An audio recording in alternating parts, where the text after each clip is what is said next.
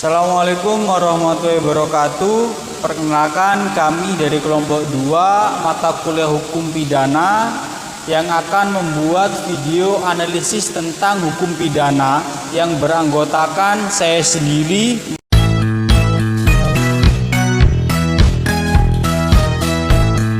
rekan saya,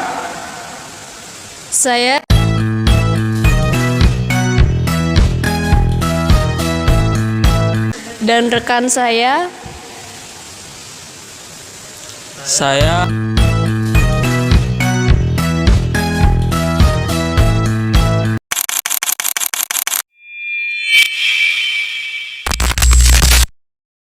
Mana alatmu?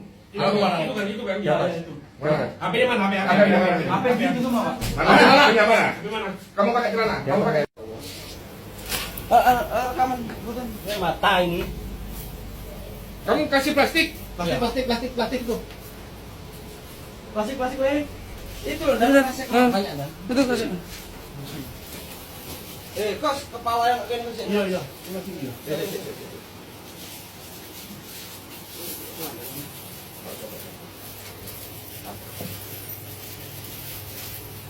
Kamu pakai kaos, pakai baju. Ini. Ini loh. Siap rambut.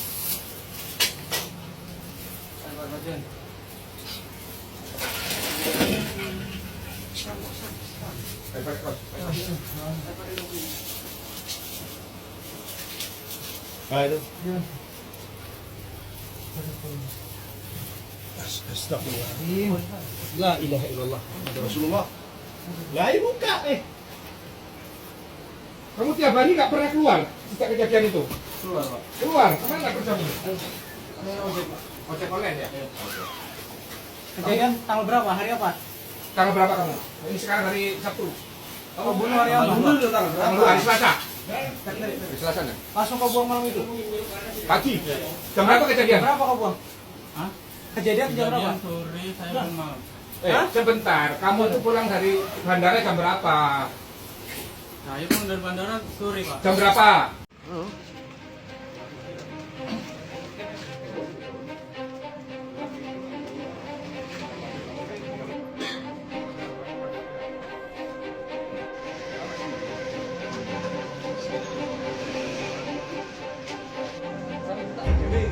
Iya. Kayak Gresik wingi TKP.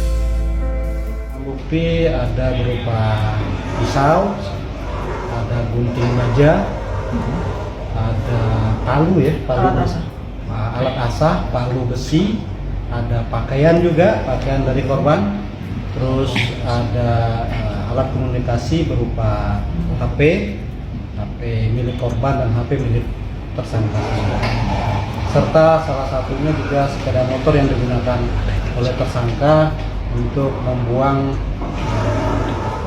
bagian-bagian tubuh dari korban. Ancaman maksimal, Pak? Ancaman mati.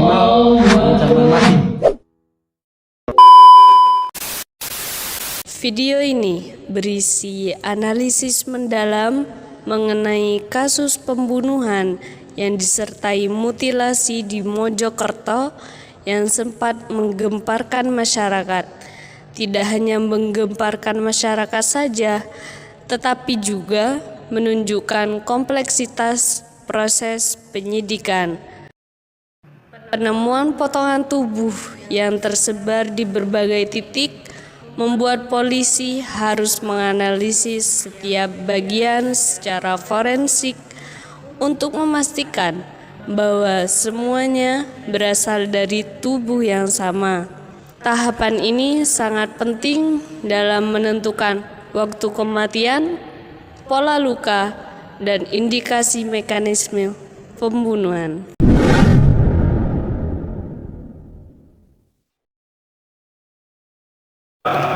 Tempus delicti adalah waktu terjadinya tindak pidana. Dalam kasus ini, perbuatan pembunuhan dilakukan pada 31 Agustus 2025 pada pukul 02.00 dini hari, yaitu saat korban dan terdakwa berada di lokasi kejadian hingga korban dinyatakan meninggal dunia.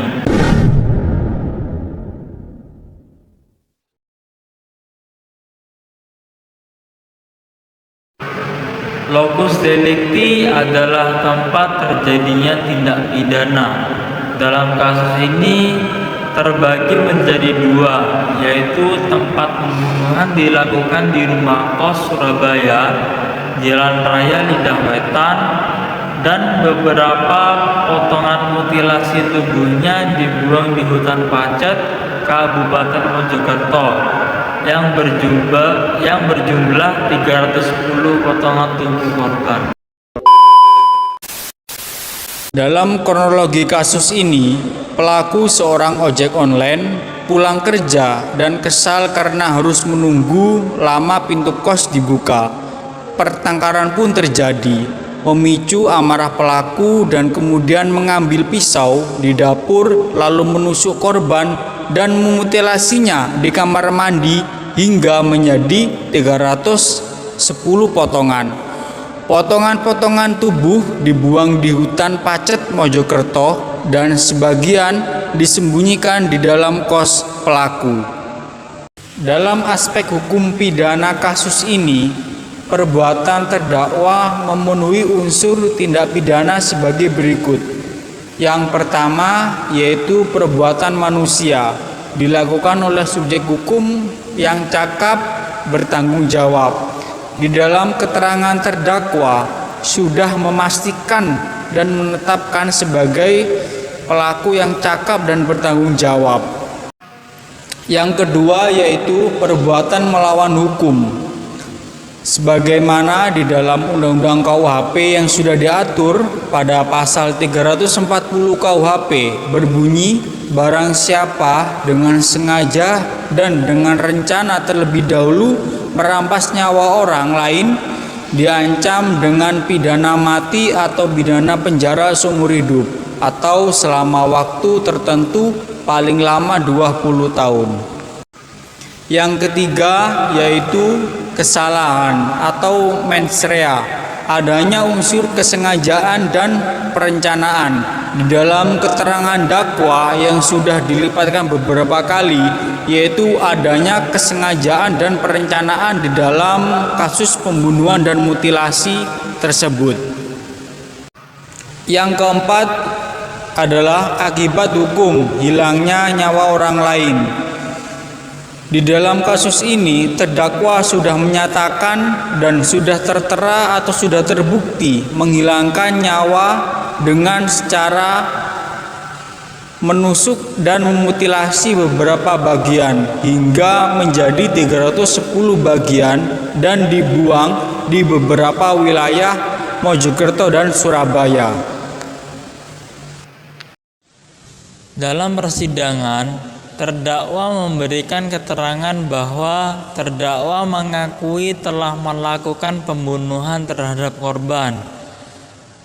Terdakwa mengakui adanya perencanaan sebelum perbuatan dilakukan. Terdakwa melakukan mutilasi untuk menghilangkan jejak perbuatan.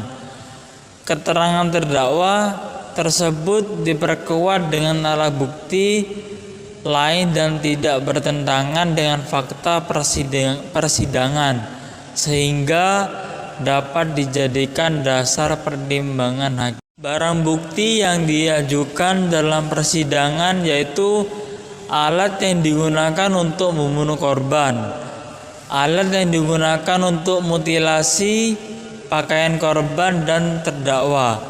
Hasil visum ini repertum, dokumentasi, dan keterangan saksi. Barang bukti tersebut memiliki keterkaitan langsung dengan tindak pidana yang dilakukan dan menguatkan dakwaan jaksa penuntut umum.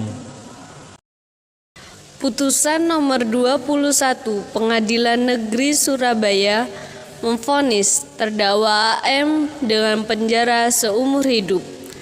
Terdakwa AM mengajukan banding tetapi ditolak oleh Pengadilan Tinggi Negeri.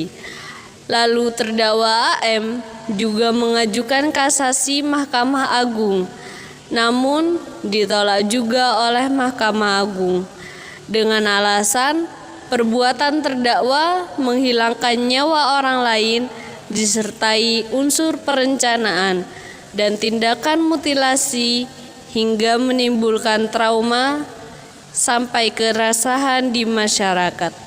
Dalam putusan Pengadilan Negeri Surabaya menggunakan aspek hukum yang terkuat, penggunaan pasal 340 KUHP jungto pasal 338 KUHP berarti jaksa menyusun dakwaan yang berlapis. Pasal 338 KUHP digunakan sebagai dasar dari tindakan pembunuhan itu sendiri. Sedangkan pasal 340 KUHP digunakan karena terdapat unsur perencanaan. Baik, dalam kesimpulan kasus ini, vonis penjara seumur hidup yang konsisten dari Pengadilan Negeri Surabaya hingga Mahkamah Agung menunjukkan bahwa majelis hakim menilai kejahatan ini memenuhi unsur pembunuhan berencana. Faktor kejahatan atau sadisme yang terkandung dalam mutilasi adalah faktor pemberat yang mutlak sehingga tidak ada keringanan hukuman yang diberikan meskipun terdakwa mengakui perbuatannya. Vonis ini menegakkan penegakan hukum yang tegas terhadap kejahatan manusia yang sangat berat dan meresahkan masyarakat. Baik, demikian analisis kasus hukum pidana yang dapat kami sampaikan. Dari kasus ini dapat kami sampaikan bahwa pembunuhan berencana merupakan kejahatan serius yang mendapatkan sanksi pidana paling berat dalam KUHP. Semoga analisis ini dapat menambah pemahaman kita mengenai penerapan hukum pidana dalam kasus pembunuhan berencana. Sekian, terima kasih. Wassalamualaikum warahmatullahi wabarakatuh.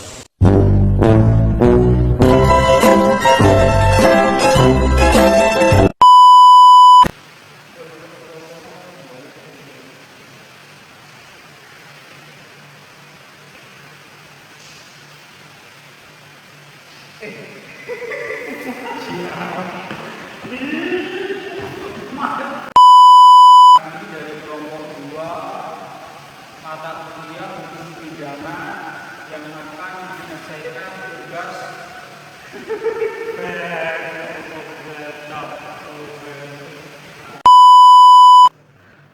turunkan harga